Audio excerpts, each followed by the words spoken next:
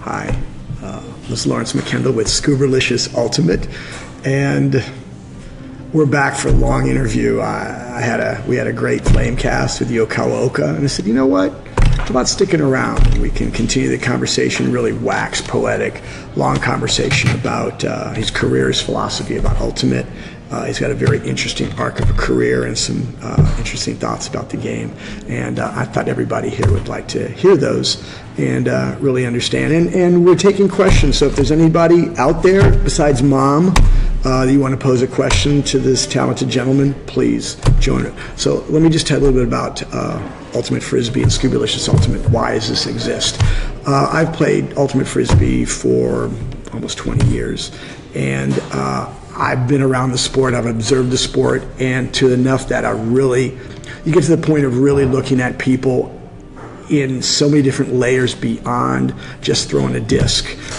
There's a lot of nuance. It's a very cerebral sport beyond just throwing a piece of plastic. And this is where you want to get into. The cerebral sport means, can the disc make a positive influence on a neighborhood, on a community, on a person? Can it make a difference on a crowd out there looking at a group of athletes move down the field as a unit and make a dramatic catch? And these are some of the questions that I'd like to explore. So on that note, my formal guest for Scooberlicious Ultimate is Ryo Kawaoka. He is the coach of the San Francisco Flamethrowers, but he's got an interesting career that dates back to Madison, Wisconsin, right? So let me slide over and get my guest and friend into the mic. Let me over here and see if we can get going. Hi, Yo, once again. Hey, nice to see you. Thanks for having me. So we talked a little bit before the interview started to say, where do we want to go with this interview? And one of the things that I was reading that you started out in Madison, Wisconsin. You had some influences there. And then we're going to take them through before we go. Where we're going to go is where he started the game, what really got him going, and up to getting to Cal. And this is sort of the area where Cal is, and Ugmo. And we'll take him through Revolver, Dogfish, Worlds, and Flamethrowers, and really explore what's going. So that's it. Take the mic away. How'd you get started? What was your influence? I moved from Memphis, Tennessee, actually. No joke. Yeah, after my sophomore year of high school. I did not know that. Yeah, and one of my friends, his feedback was, when you go to your new high school, join every club you possibly can. That's how you'll meet people. And on the first day of my junior year, this guy turns around, second period math class, and he turns around and says, "Hey, do you want to join the Ultimate Frisbee Club?" And I say yes, and then I ask him, "What's Ultimate Frisbee?" So I had no idea. Yes, and what is it? But that was Hector Valdivia, cool. And he's played with a few Ultimate teams, and now is involved with the University of Wisconsin-Madison team. But he started the Ultimate program at Middleton High School, a suburb of Madison, Wisconsin, and we were out there throwing. We were learning to throw. We had no idea what was going on, learning the rules, trying to find other high schools to play. And so, we started with a club team in high school. We played a co-ed summer league in Madison, which is now 5,000 strong, I think. It's a very active community. Exploded in the past 5 years. And and so that was where I got started playing Ultimate. You had a rare opportunity to have your first connection with the game with somebody who was obviously committed and obviously very talented throughout his career. So that's very cool. Yeah. And we grew together, and I think that was really special. Yeah, very much so. Special is an understatement. So, how did you make your journey to the Bay Area? So, I wanted to get out of the middle of the United States for college. So I was choosing between East Coast schools and West Coast schools. California was a lot sunnier, a lot less snow, so I ended up at UC Berkeley. So did Ultimate play any part in the decision where you were going? Because Carleton was in your backyard. Right, so that's right. I actually applied to both University of Wisconsin and Carleton. I played Ultimate for 2 years in high school. A few of my friends went to Carleton, and I had no plans of playing Ultimate in college. I decided not to go to Carleton. So your high school career ends, and that's, for the most part, it done. Yeah, High school games are done. Yeah, off you go. Let's party. Let's go to college, right? You didn't hear the partying, son. You didn't hear that. Okay, go ahead. But I get there, and I actually come back after my first year of college, and Hector calls me up and says, the gang's getting back together again. Let's play in the co-ed league, summer league. And the bug bit me again. And so when I came back for my sophomore year, I was going to find Ultimate on campus. And I started playing for UC Berkeley. Nice.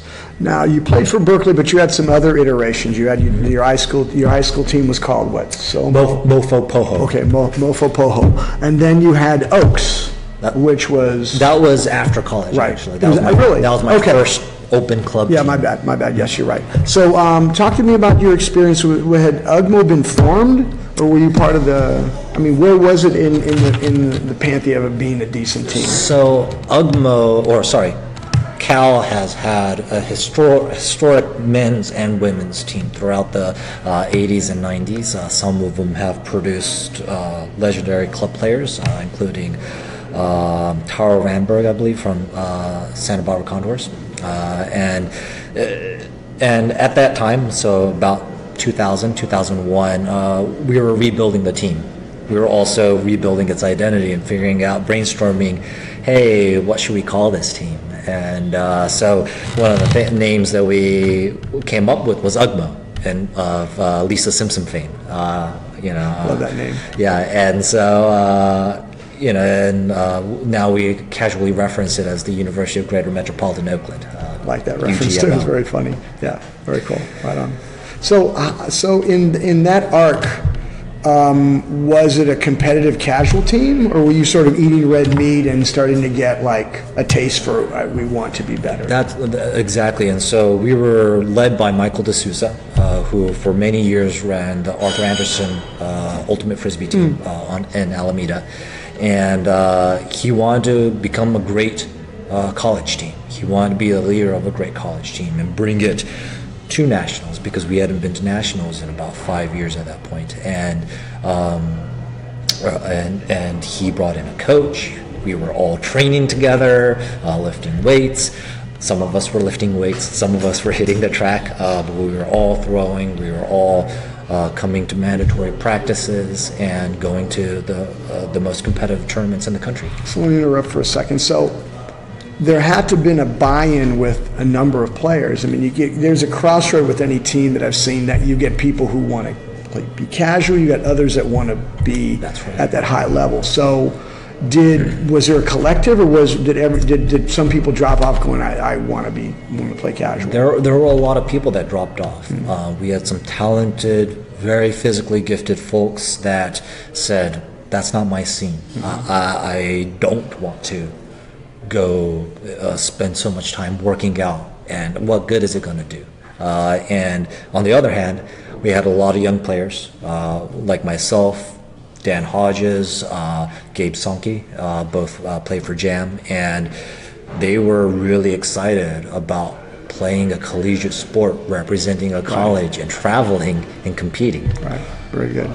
So I could see that. I always see teams that are at a crossroads. Somebody wants to be competitive, others want to be casual. So that's very interesting. So reading an article, it said that you were disillusioned with Men's Open, and I want to know. And then you started to create a mixed team. So what was the disillusionment? So I had, after college, again, I had no intention of playing Club Ultimate. Open up Ultimate or co-ed for that matter. But a lot of my friends played. A lot of my friends were getting better at something and playing Ultimate, and I said I could do that too. So I joined the Oaks, and the Oaks were made up of a lot of players from Cal and Stanford that ended up being major contributors on Jam and Revolver. So that was really interesting, but we were so young, and we just didn't have enough experience to get over the hump. We would play competitive games against Jam, who was the top Bay Area team at the time. We would be up 13-11, lose 15-13. So it's a same song and dance for those inexperienced teams against those top elite teams. So we're trying to figure out what does it take to get there? And so I didn't want to play Ultimate anymore. It was like, I'm done getting beaten up. And then one day, Nat Kinsky and Brian Garcia, they were still in college. They were still growing as players. They said, hey, yo, let's go to play Ultimate. And so they dragged me out to South Bay, and there are all these folks out there, and it's kind of getting serious. We're doing real warm-ups. It's not pickup. And all of a sudden I realized I'm at a tryout for a club team. Wow. I'm like, what club team is this? So you didn't know. I did not know going in. And so I'm asking, what club team is this? And they don't have a name. You went to play for the Ultimate, he found himself in the middle of a Revolver trial. Yeah, exactly. And they didn't have a team name, and I'm sitting there thinking, who are these people? This team, I was trying to figure out, if I'm going to play another year of Ultimate, Club Ultimate, I need to get to Nationals. I need to compete against the best. I had a taste of that playing college, and it took us 5 years to get there, but we finally made it to Nationals as a UC Berkeley team. And again, competing in a very competitive Northwest region. And I wanted to get to Club Nationals as well. That's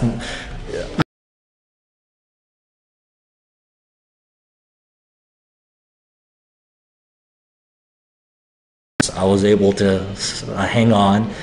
They saw a certain skill set that they wanted to leverage in me, which they were running a vertical offense, and so I grew up playing vertical offense both in high school and in college, and I could play a role in that offense. So that was very exciting, and that was a really successful year in that we were able to get to Nationals despite the Northwest being competitive. We finished 5th.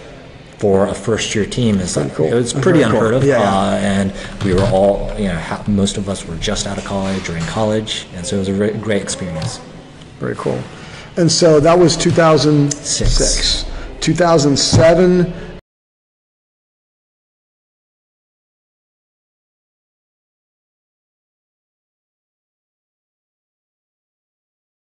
Put in so much time at the track, lifted weights for the first time, and for me, it was really powerful to see we were in this game and the game to go at regionals, and my teammates trusted me to be on that field in one of these critical points. Yeah. And I got a D. I got a layout D. Awesome. And so that was a great moment that checked a lot of boxes for me as a development as a player. Sure. Can I prove to myself that I belong here?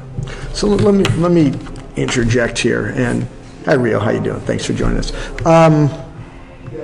Couple things. One, what do you think happens to a team when you have early success? Is there something you could have done to sustain that and growing, or was there something like you were acting like you had already made it and there was a drop-off mentally? I don't think it was a drop-off mentally as much as no one took us lightly at that point. Oh, so it was a compliment. Just retrospectively, you walked out realizing that they knew that everybody knew they had to come with their A game against you guys. Everyone wanted to beat up on us. That's good. That's a testament. And so, and to a certain extent, you need a little bit of cockiness to of course. Win on. But there's a different cockiness to go. People lose going, do you know who we are, even before and then you can lose coming in with that versus, you know what, we're going to get everybody's A game. We've got to bring our A game, and that's a different mindset. Right. And I think for us, we were disappointed at coming up short more than anything at that point. We wanted to build on our success at Nationals, and maybe we overlooked our opponents at regionals or the steps that it took to regionals. And again, it's a competitive region, and so very competitive. The fact that we were in the game to go showed a lot, proved a lot to us, and it's actually one of those seminal moments where, as a team, coming out of that game, losing that game, are we going to improve? And how are we going to improve? Or, hey, we got a taste of success in 2006, that was good enough, and are we going to walk away? And so a lot of us needed to make that decision as individuals, and as team leaders, a lot of thought went into how we construct leadership moving forward as well. Okay, so segue into 2007. That was another seminal year, I would say. There was a number of things that happened, and you said in 7 important for a power pole game, and at the we were down 14-9. Mama Bird? Who was that? Johnny Bravo. Excuse me, Bravo, not club Mama team. Bird, but yes, exactly. And we were down 14-9, and we wanted to play better. We expected to play better, and it became one of those moments where it was a revolver moment where we were coming back in a game that we had no business coming back in. Tom James had 4 layout Ds on consecutive points. We were getting breaks, and we were coming back, and I think we won that game 16-14, I believe. So we basically went on a 7-point run.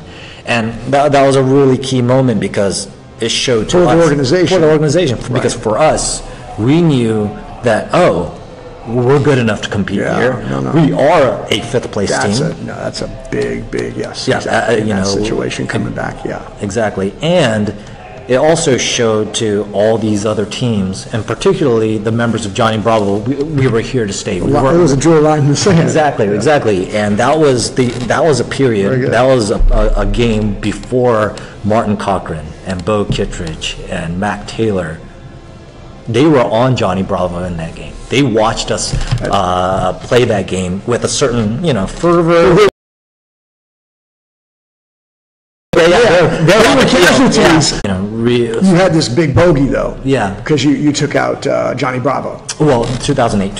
So 2007, we didn't reach our goals of making nationals. We discussed the leadership team recalibrated. We brought in a couple of new players, but after 2008, we said, hey, how do we make the next leap?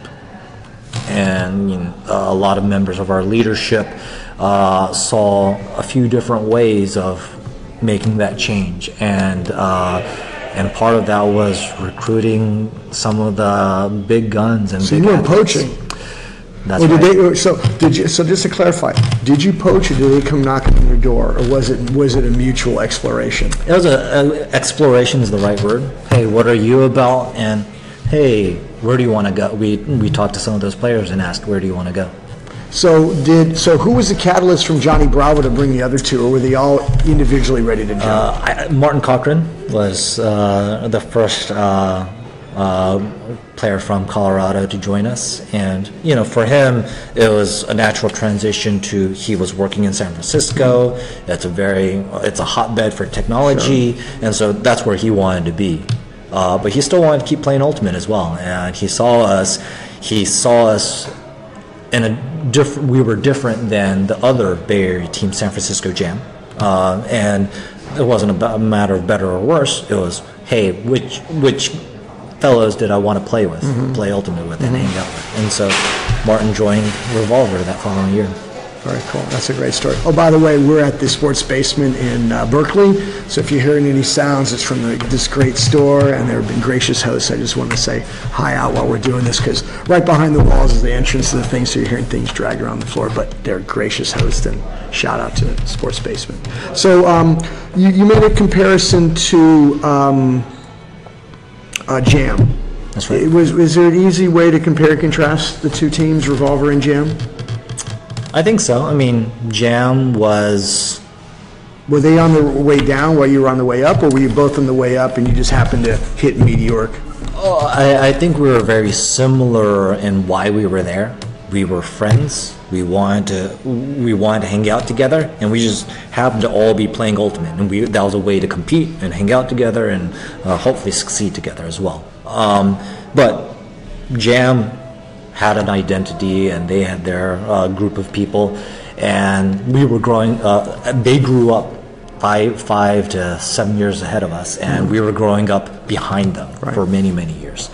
And for us, we were trying to create almost a college team in a club scene, and we had a lot of guys that were 1 or 2 years out of college hanging out.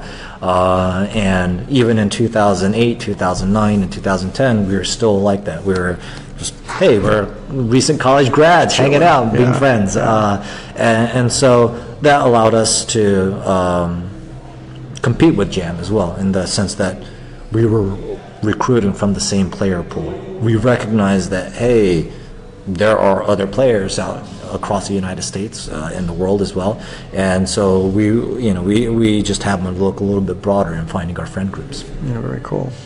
And so you went on a 2-year run, winning nationals. And didn't you lose one, and then you sort of did every other year like a giant situation? Yeah. So when you went back to back, that's great. So when you lost the third year, what was that? Was that 2011 or 2000? That was 2012. 12. Yep. So what did that feel like for the team? Was like, we were close and you kept together, or was there any fracturing? I'm trying to find character building moments, because it's really tough when you, I always look at when you summit Everest, you think you're there, but all the deaths happen on the way down.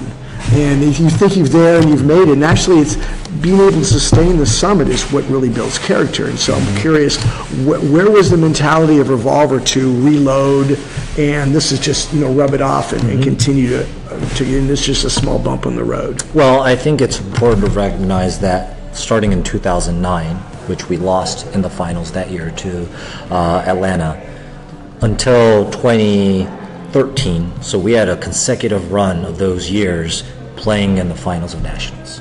And so we were continuing to achieve that. We were rebuilding along the way. And so part of that rebuilding is in 2011, I joined the leadership team. I was part of the captain's group, and so we were fortunate enough to win that year. But in 2012, as a leader, we didn't succeed. We didn't make the adjustments that we needed to, and we failed. And so for me, it was pretty tough.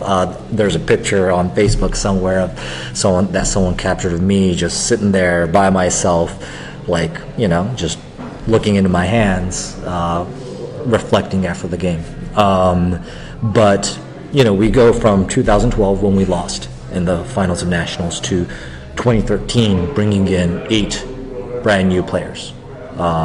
I think 5 of them were still in college or just out of college. And so we were reloading, and people were, I think a lot of people were writing articles about what is Revolver doing, that there's an implosion, this is a different team. But I think we showed right off the bat that, one, we were willing to play those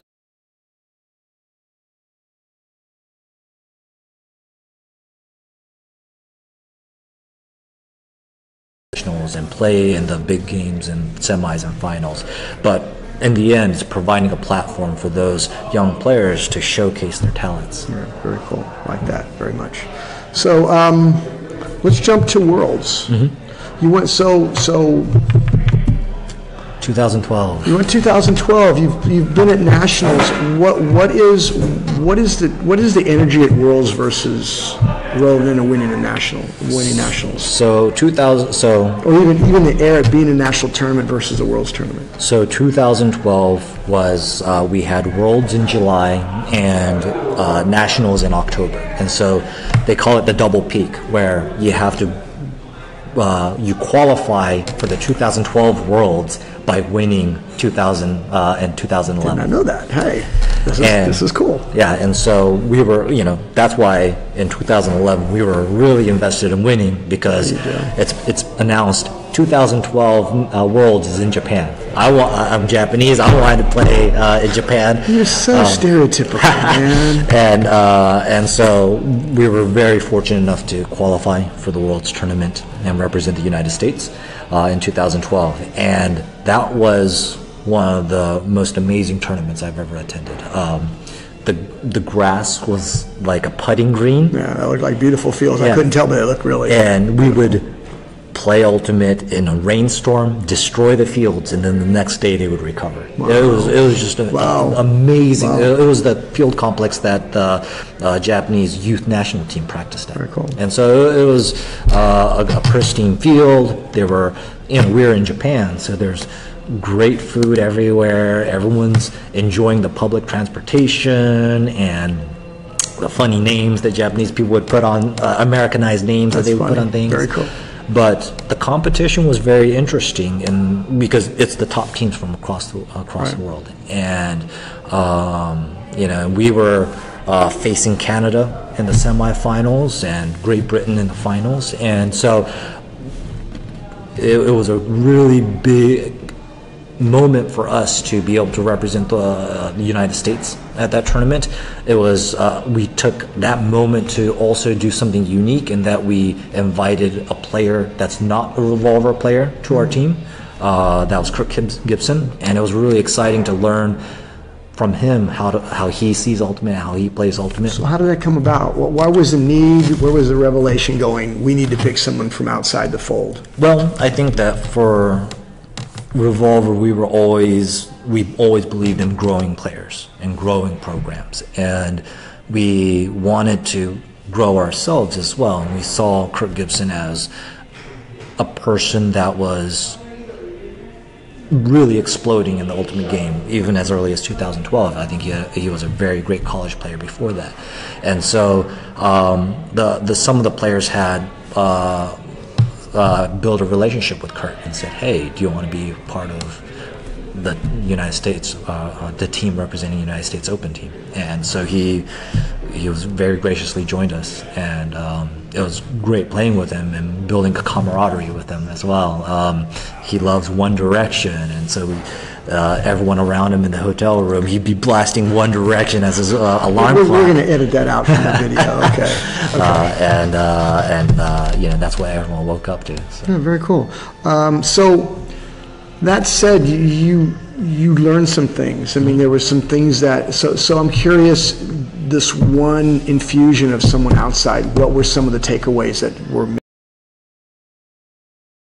That you brought someone outside the fold, or was there? He fit into our team. How can we leverage him the best on the field, but also off the field? Hey, what do you see? What are you thinking about when you play us and when you're playing with us? We wanted to show him some of the cool aspects of Revolver too, where we love hanging out with each other and how we cherish our moments as teammates as well. Oh, very good, very nice. Cherish the moments. So you mentioned that. So I'm assuming up to the time you got to the semifinals, were you pretty much marched through the competition? We were confident, and so however you want to phrase it. Yeah, we were confident, but we met Australia in the quarterfinals, who surprised us. It was a good wake-up call. They were up parts of the game, and they were matching us athletically. That was, I think, the most interesting aspect of it, that, hey, we need to step up our game and our intensity and our mental strength as well, and say, hey, we're going to buckle down and make every moment challenging for them. So you mentioned that you played England in the finals, which is interesting. Let me ask you this. Did the wake-up call with Australia set you up with a good game against Canada? Yeah. So that's interesting how you went into that. That really gave you a wake-up call. We were matched up against Canada, and we came out with extremely high intensity.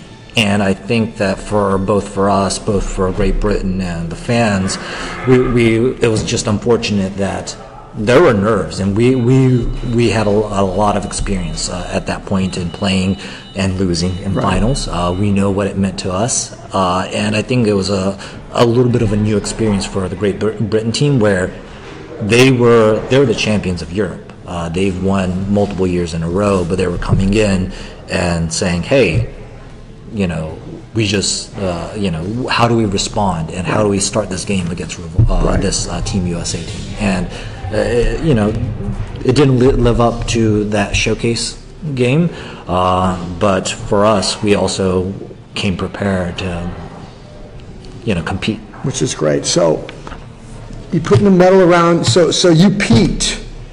Then you went back to win nationals. We peaked, and we got back onto the program, trying to get to even just compete at nationals, right? The Northwest region, we were still in the Northwest region at the time, and that's not a given that we would get to represent ourselves at nationals as well. So let me ask you, one of the takeaways that I was looking at and doing some research is the West region. Could any of those players win worlds? I think so. That's the funny thing is you were playing domestically in a tough region. Yep. And so that was just very. In fact, Canada's in right, exactly, right. With Furious George. So that's crazy. It just tells you how good the West region is, let alone the United States. So so that's very cool. Is there anything else you want to illuminate and talk about Worlds? Because I know you're waxing play. So the energy there, just besides being in. So you played? Did you play in? Was it Ecuador? In Japan. No. Didn't you play in other Worlds? So 2010 was in Prague, Czech Republic. Okay. 2012 was Japan. 2014 was Italy. Okay. Yep. And so those were the. Okay, Italy. Did you play in Italy? That's right. Yep. How did you like Italy? It was an unusual tournament. It had rained continuously for the previous month. And so they had helicopters out there fanning the fields to dry out the fields. But we were defending our 2010 crown in it's a tournament that runs every 4 years. So we were defending our. This is close to the Olympics as you get with that exactly. with Worlds. Yeah, and so that's a really fun tournament because it's actually expanded to the top 3 to 5 teams in each country, and so you see a lot of representation. The second and third team from Japan or France or England and Germany, and so it's a really broad tournament. You meet a lot of people, you meet a lot of new friends, but we were a lot of business as well, and so. Due to the rains and some game cancellations, we had a lot of time as a team and to ourselves. But again, it was one of those games where we met a U.S. opponent in the finals against Seattle. So when I'm going to, we're going up. We have 20% left, so we're going up on the battery of the phone. We have a little bit of time here. So to ask you, when you widen the base of people playing at Worlds, it's not like when they widen the base with the March Madness, where you have upsets. They widen the base, they probably dilute it. I mean, you probably had there's a fall off on talent in Ultimate versus in basketball. But I think that it's a really important experience for all those players to really experience. The second and third teams from the United States are very, very strong. Absolutely. And that's Seattle and Colorado and San Francisco were the teams that were representing, and I believe also Texas that year. And it was really important for all those other teams to see that the U.S. teams can play fairly despite their experience and maybe their additional athleticism. Right. But I think it's really great to see the pace, the skill, the athleticism for all those other players as well. Great. So I want to change gears here, and thank you for illuminating about Worlds and comparing. That's very cool. Now, I talk about coaching. This gentleman here is coach with Ugmo. He's now the coach of the Revolver, and we used to coach Revolver. Now he's the coach of the Flamethrowers.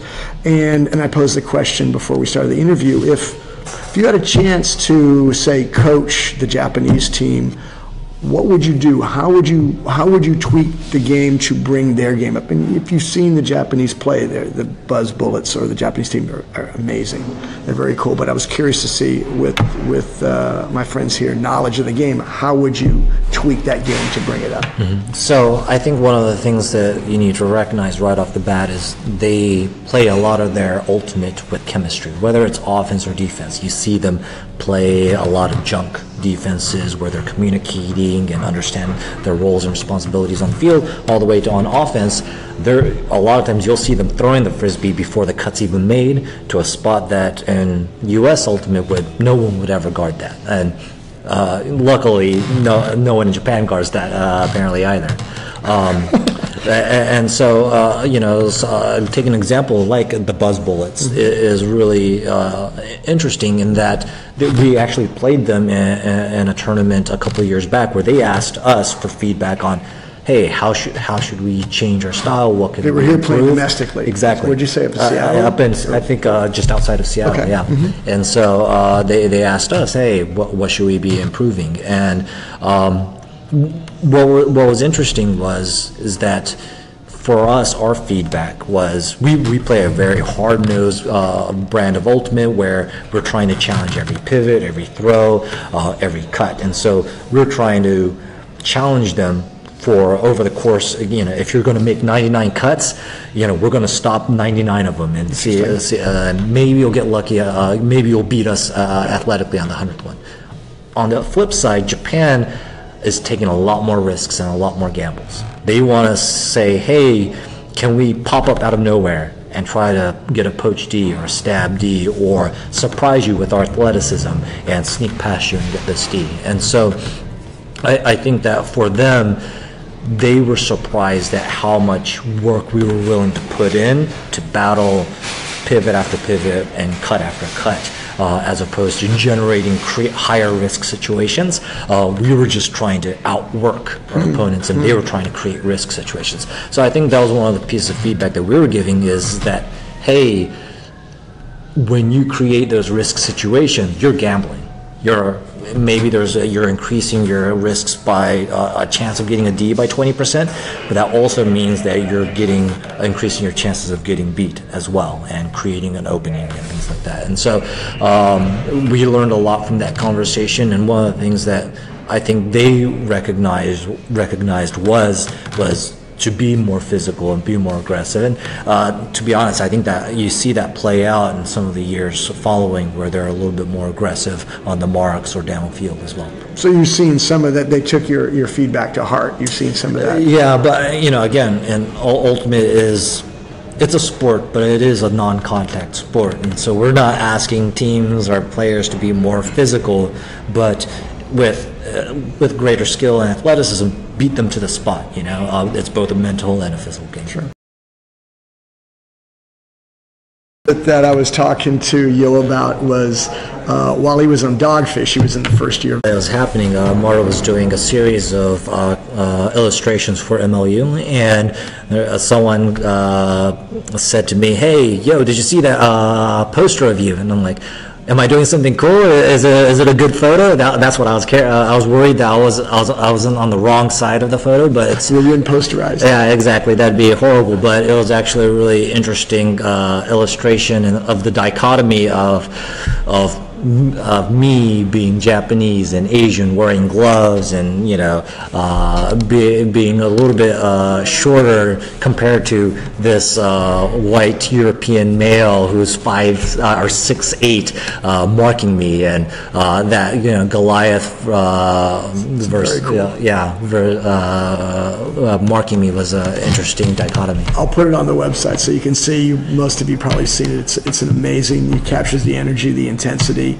And the dichotomy is very interesting. It's very cool. And it's very interesting you talk about weather being posterized. If you're being posterized, can you imagine Illustrator taking the time to draw you being posterized? Yeah, it's one thing to have the camera, it's just a moment. Exactly. It's the other thing, actually, you're the element that's being posterized. Exactly. That's a weird energy. And all those identifiable features of you, and your number and your name. So that's funny, yes. So I just wanted to mention, I met Yo I interviewed him the first year of when he joined the Flamethrowers, and I was the announcer at the time, and I was just getting to know the different personalities, and then I played against him when he was with Revuelto, and he was in Masters. I played with J-Men, and I got an opportunity to not be posterized, but to guard him. But I was just going, please don't get posterized by this man.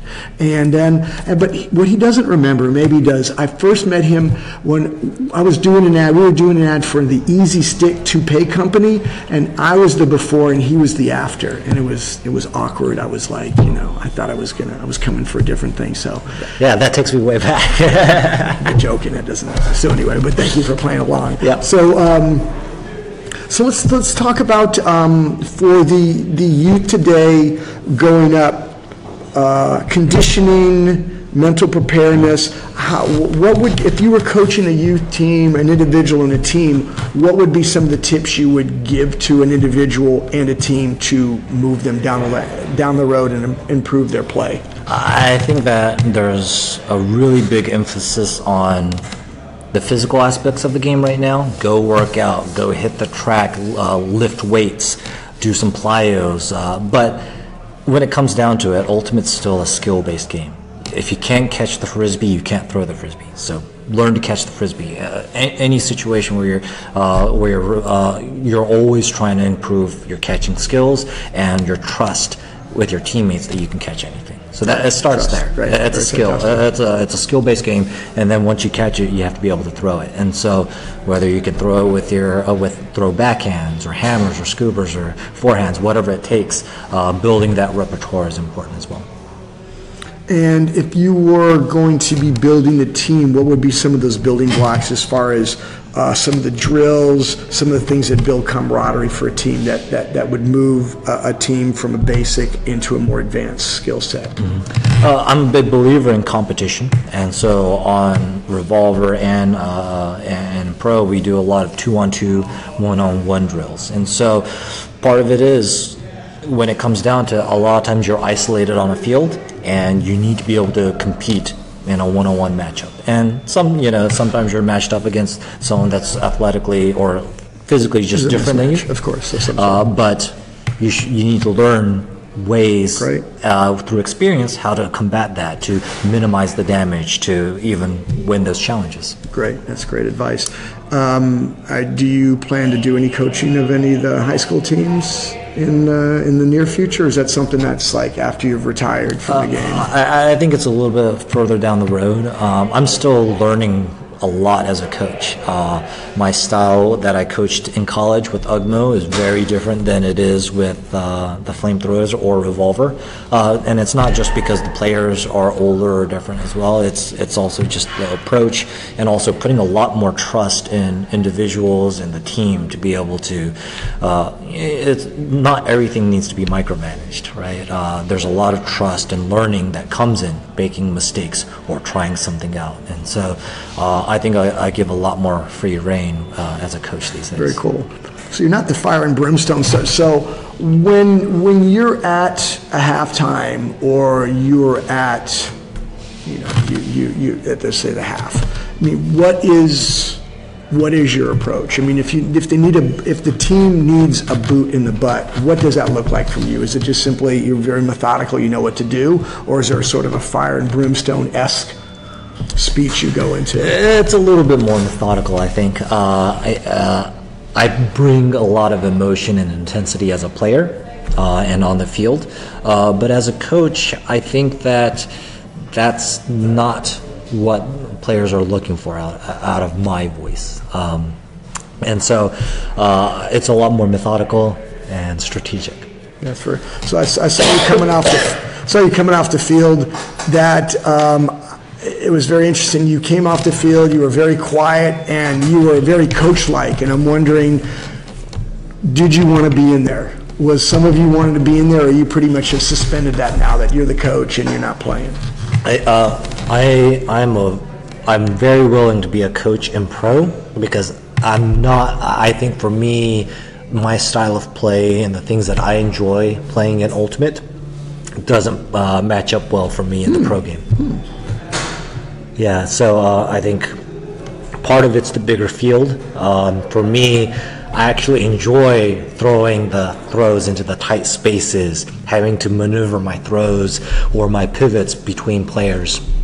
And with pro, if you can cast a shot 70 yards into that space, very cool. And then the space, it's just a very different game, and I'm not very excited by that as a thrower. And defensively, it's just hard. It is so much space to cover. Yeah, very much so. That's cool. So let me change gears. Thanks for that comparing that, and I completely understand that. So to take your quiet style, how does that translate on the field? Because I've watched plays where you throw something away, or you make a great D, or you make a great throw, and it's just steady. You definitely monitor your enthusiasm or your energy. Where does that come from? I always keep thinking about what's next, and so part of it's, they always say, pretend like you've been there before. Exactly. Act like you're coming back. But exactly. And what you can embrace and celebrate that goal that you just scored or threw, but in the end, it's what's next. And as a leader, as a coach, I'm always thinking what's next, and hey, let's get the right line on. What are the adjustments we need to make, and how do we get this next goal scored? And so I always keep moving on, and maybe I should celebrate the moment a little bit more. I tell my son the same thing. Act like you've been there and act like you're coming back. But there's other people going, no, celebrate it. You know, this is great. It's camaraderie, and so there's a fine balance. And but yes, I was worried about that because you're cool, as they say in the ESPN. Cool is the other side of the pillow, and it definitely translates on the field, translates as a coach. So it's very cool to see that all the time. So anything else you wanna add? No.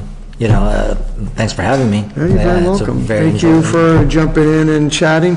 And so I want to introduce a new sponsor for the show, and all of our guests will be getting this. And so it's from the Swilly Disc Company, and they came up with a product that, imagine you've owned a car that you've taken a while to really make, to create the aroma of an ultimate player, whether you've been to Potlatch, whether you've been to Nationals, whether you come to Layout, and you've got the smell of all the sweaty elements that when you get in the car, it smells like it's a nice aroma, nice bouquet. And so now, the Swilly Disc Company has come out with UCAR. UCAR gives you, make your new car an UCAR. It's the aroma of the ultimate Frisbee player. And so this has all the ingredients, all natural ingredients, sweaty jersey, sweaty socks, sweaty shorts, headband, used cleats, turf pellets, grass blades, moldy bagel and peanut butter, old ripe banana you might find in your bag after the game. This is, and with a hint of sandalwood. So now you can go from a new car smell to instantly a seasoned car, and you can smell like a baller. And in time for Christmas, there's going to be a portable version that you can put in your briefcase, bring in your cubicle, or even have UCAR for your bedroom. Give you that I am an ultimate Frisbee player. And that's our new host. You like this idea? Yeah, can I get one? You're going to get, all of our guests get this one, UCAR. Excellent. Hi. So on that note, this is Ultimate Frisbee, excuse me, Scooberlicious Ultimate. I'm Lawrence McKendall. I want to thank my guest, Ryo Kawaoka. And we'll see you in a couple of weeks. I'm going to be interviewing the executive director of BATA, Mike McGurk. So until next time, we'll see you down the road. And thank you. Thanks, Ryo. Thank you. Thanks.